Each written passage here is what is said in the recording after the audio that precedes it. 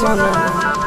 आगे तोर नहीं कसूर नहीं हमर कसूर गे दोनों के कैला का ऊपर वाला दूर गे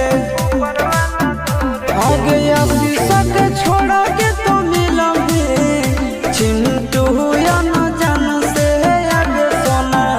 चिंटू या न जान से जोड़ी है बनावल भगवान के दोस्त नहीं इंसान के आगे सोना दोस्त